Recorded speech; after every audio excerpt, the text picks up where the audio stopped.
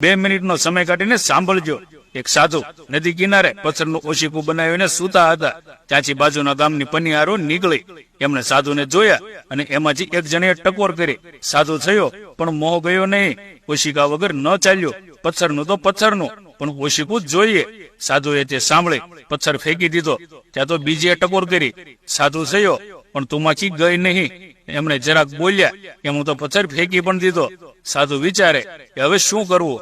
ત્યાં ત્રીજી બોલી, મહારાજ બધા તો બોલ્યા રાખે, તમે તમારે કોઈની વાત સાંભળ્યા વગર હરિભજન કરો।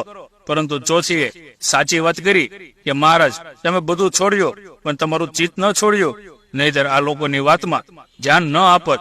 આ કડવું સત્ય સંસારીઓ માટે પણ છે। લોકો આપણું અપમાન કરવા, નિંદા કરવા, દ્વેષ કરવા અને ઉતારી પાડવા હંમેશા તૈયાર જ હોય છે। સંસારમાં બીજાની ચડતીમાં લોકો બોલે છે અને પડતીમાં પણ સંભળાવે છે। ઊંચે જોઈને ચાલો તો કહે અભિમાની છે, અને નીચું જોઈને ચાલો તો કહે કોઈ સામે જોતો નથી। આંખ બંધ રાખી બેસો તો કહે દુનિયા સાથે કઈ લેવા દેવા નથી। બજે જોયે રાખો તો કહે ચકાળ વકાળ જોયા રાખે છે। આંખ ફોડી નાખો તો કહે કર્મોની સજા ભોગવી।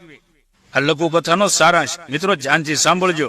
લોકોને તમે પહોંચી શકતા નથી, બસ સારા કર્મો કરીએ જાઓ, પ્રભુ સ્મરણ કરતા રહો, ભજન કરી લે મન ખારે। મિત્રો કેવી લાગી તમને લઘુ કથા કમેન્ટ